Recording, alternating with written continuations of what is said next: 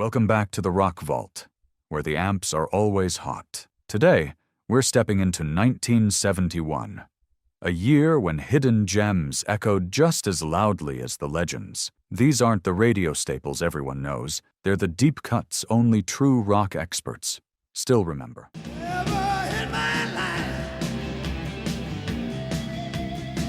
If there was ever a band that embodied the rugged, amplifier-shaking spirit of early 70s hard rock, it was Mountain. In 1971, buried beneath the towering shadow of their hit, Mississippi Queen, came Never in My Life. A song that proved this group had far more depth than a single anthem. Leslie West's guitar tone here feels like granite grinding against steel, thick and unrelenting, yet melodic enough to lodge itself into your memory. Backed by Felix Pappalardi's rolling bass and Corky Laing's heavy-handed drums, the track wasn't about subtlety.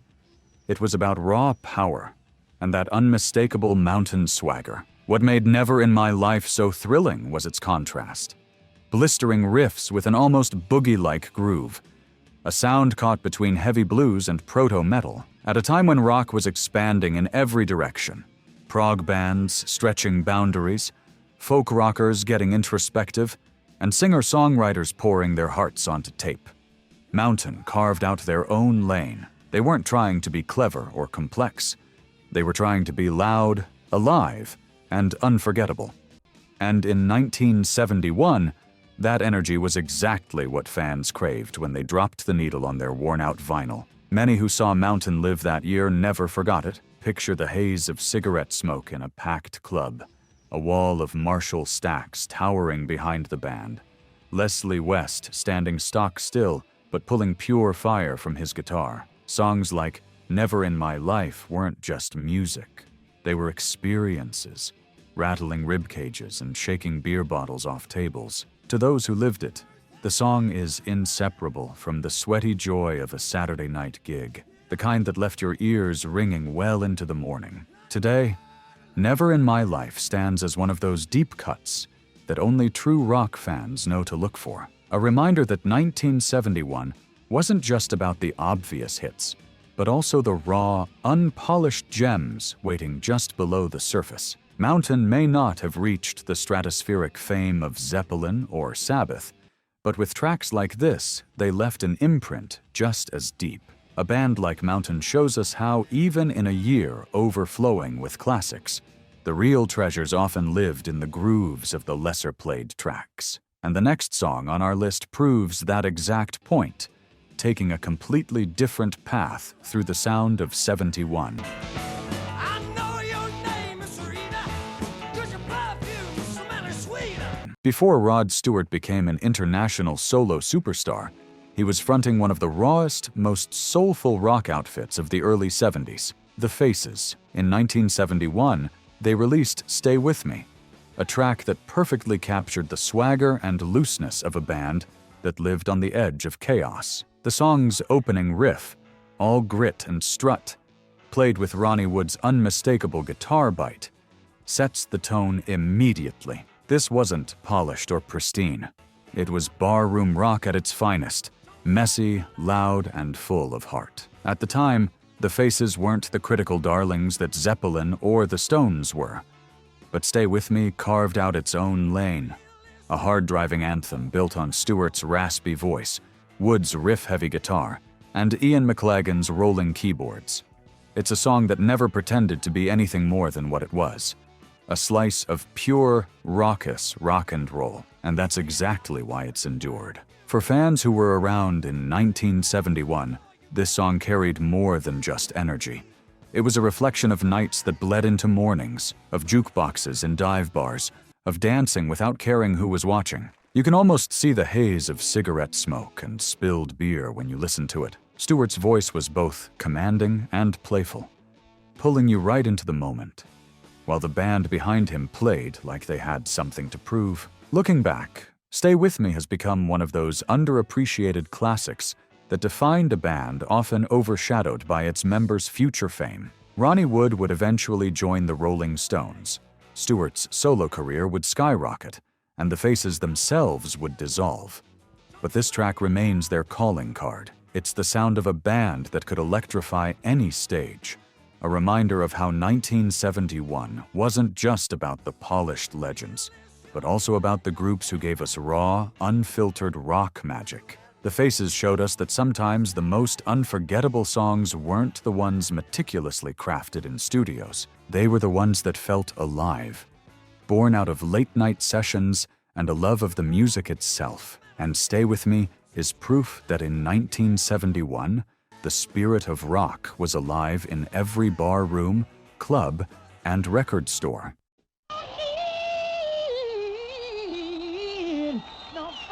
In 1971, while the rock world was chasing polished studio sounds, Humble Pie decided to take things raw, loud, and straight to the stage. Their live version of I Don't Need No Doctor, captured on the legendary performance Rockin' the Fillmore album, became a defining moment not just for the band, but for live rock itself. Steve Marriott's voice was a force of nature.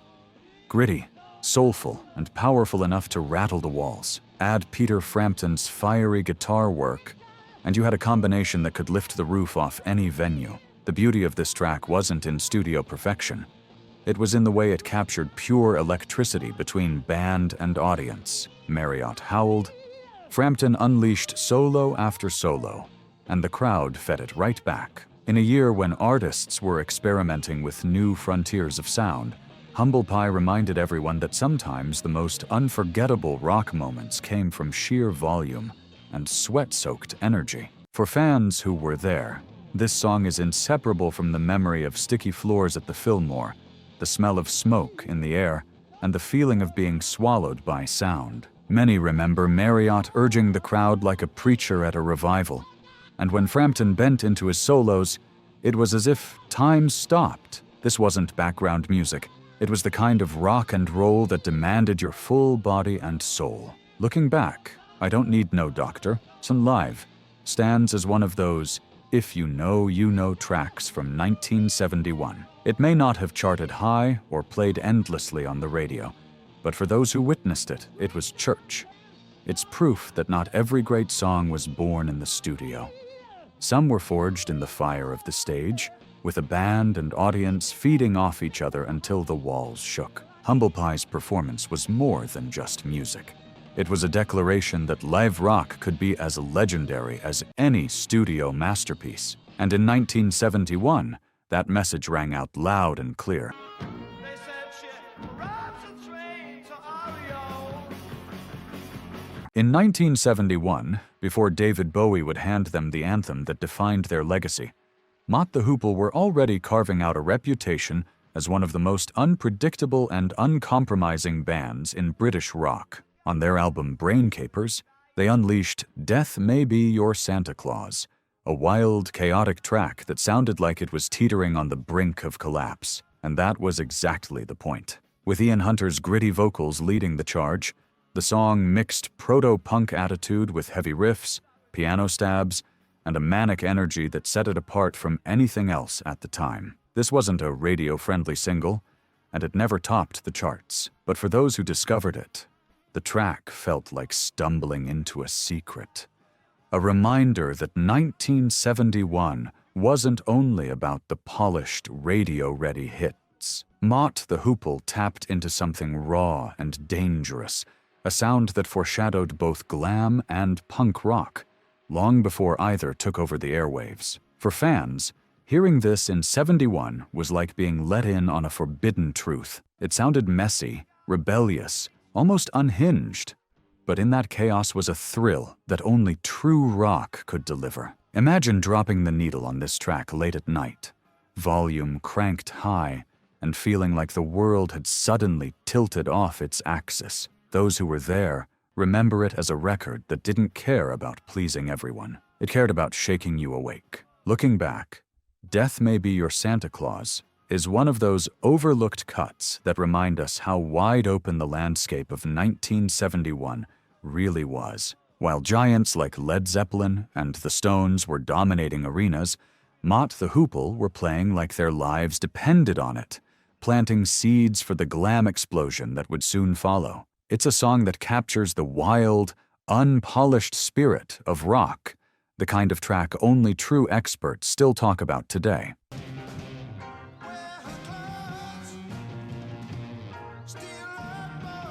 When people think of Procol Harum, they often stop at a whiter shade of pale. But in 1971, the band showed a harder, grittier edge with Simple Sister off their Broken Barricades album.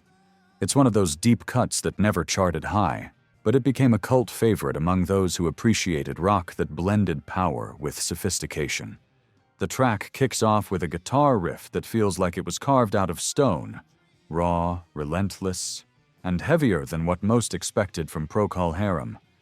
Robin Trower's guitar snarls with proto-metal fury, while Gary Brooker's voice adds a soulful weight that grounds the chaos. The rhythm section pounds forward with a kind of menace, while the arrangement still finds room for their signature classical flourishes. It was a reminder that Procol Harum weren't confined to their Baroque beginnings. They could stand shoulder to shoulder with the heaviest bands of their era. For fans listening in 1971, Simple Sister was a shock in the best way.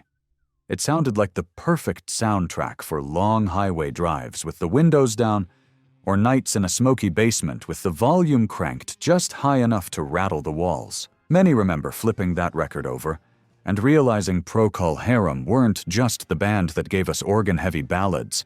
They were capable of true rock grit, the kind that left a mark on your bones. Looking back, Simple Sister feels like one of those overlooked treasures that defined the adventurous spirit of 1971.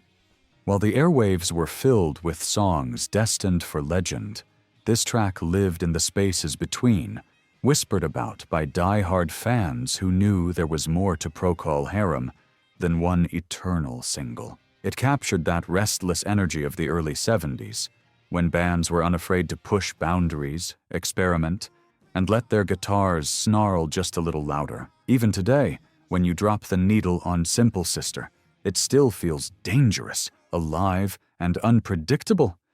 The essence of what rock was meant to be. Screaming that I don't wanna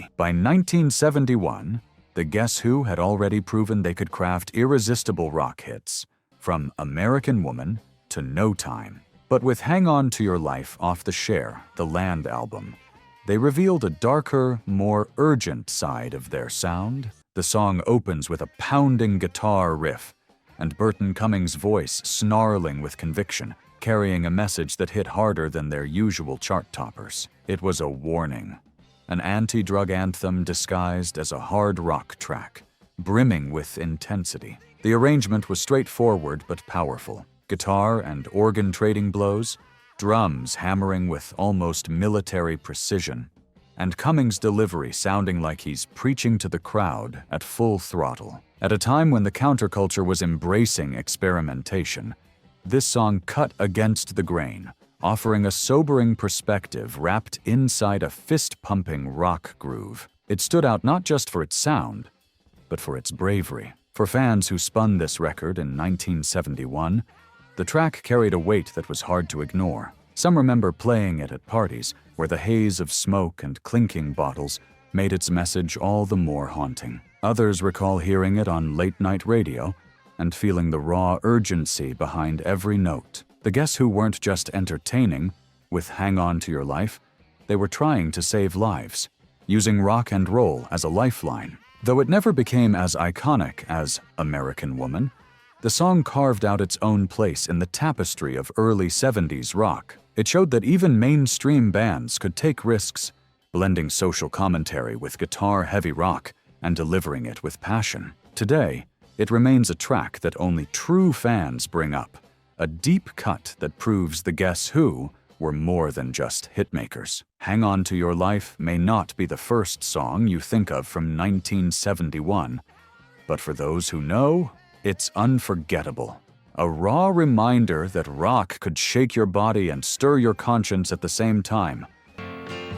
Liberty, laughing and shaking your... When Crosby, Stills, Nash, and Young paused their whirlwind run in 1971, David Crosby and Graham Nash struck out as a duo, creating one of the most intimate and soulful side projects of the era. Among the songs that emerged was Southbound Train, a folk rock gem that didn't hit the charts but carried the emotional gravity of the times. Built on gentle acoustic strumming, harmonica flourishes, and the seamless blend of Crosby and Nash's voices, it painted a picture of longing, escape, and searching for peace in a restless world. The song's strength wasn't in volume or complexity. It was in vulnerability. At a moment when rock was turning louder and heavier, Crosby and Nash reminded listeners that sometimes the quietest songs cut the deepest. The lyrics hinted at social unrest and personal reflection, themes that resonated with a generation still carrying the weight of Vietnam, civil rights battles, and shifting cultural tides. It was folk rock at its purest, honest, warm, and deeply human. For fans, Southbound Train wasn't just a track. It was a companion for long drives on two-lane highways or late nights spent staring at the ceiling, wondering what the future would bring. Many recall hearing it on scratchy FM stations, sandwiched between louder tracks, and feeling an almost sacred calm wash over the room. That's the magic of Crosby and Nash. They could make you feel less alone, even in the middle of uncertain times. Though overshadowed by the blockbuster reputations of CSNY, Southbound Train remains one of those hidden treasures from 1971 that rewards anyone willing to dig deeper. It captured the quieter side of rock's great tapestry that year, the side where songs didn't need thunderous riffs to make history, just two voices locked in harmony. In 1971, while giants like Led Zeppelin and The Who were dominating arenas, a quieter revolution was happening in progressive rock's underground. From Canterbury, England came Caravan, a band blending jazz flourishes, folk textures, and sprawling rock arrangements into something completely their own. On their In the Land of Grey and Pink album, the epic 9 Feet Underground emerged, a 22-minute journey stitched together from smaller musical movements. It wasn't a single meant for radio, but for those who found it, it became a secret passageway into another world. The song begins with a hypnotic organ figure, slowly building as guitars weave in and out, the rhythm shifting like a tide. Pi Hastings' warm vocals ground it, while the band stretches the boundaries of what rock could sound like. Playful, pastoral, and yet electrified with bursts of energy. In a year overflowing with classic tracks, 9 Feet Underground dared to be something else entirely, a full sonic landscape, meant to be experienced with headphones on, lights low, and imagination wide open. For fans who discovered it in 1971, this was the kind of music you passed along like a secret. It wasn't blasting out of car radios, it was spinning in the basements of college dorms, or echoing through the haze of late-night gatherings. Many remember lying back on shag carpet floors, closing their eyes, and letting Caravan's winding, dreamlike passages carry them someplace entirely new. It wasn't just rock, it was an odyssey. Looking back, 9 Feet Underground stands as one of the most daring hidden gems of 1971. It may never have had the mass appeal of a stadium anthem, but it captured the restless, adventurous spirit of the era. For those willing to listen, Caravan proved that rock didn't have to fit in 3 minutes. It could stretch into infinity and still leave you wanting more.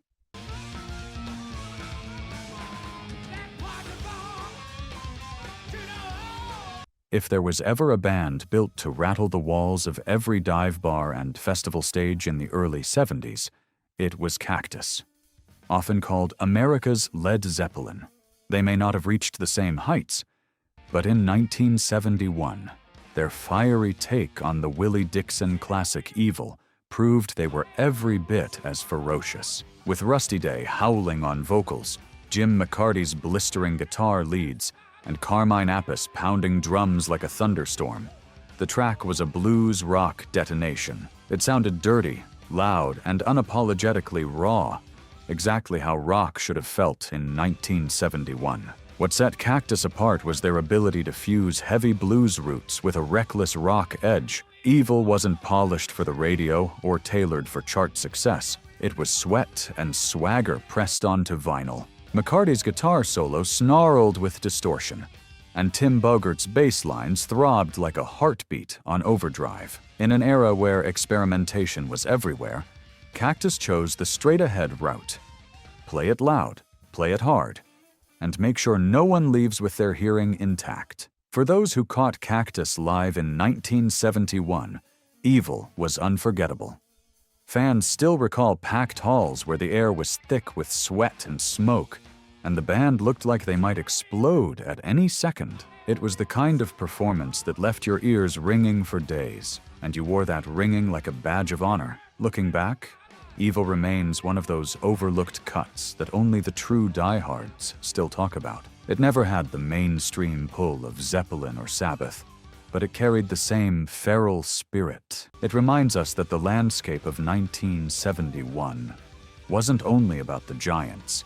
It was also about bands like Cactus, who poured every ounce of themselves into songs that may not have topped the charts, but burned themselves into memory. Even now, drop the needle on Evil, and it feels like you've been transported back to a sticky club floor in '71, with amps buzzing and a band out to conquer the night.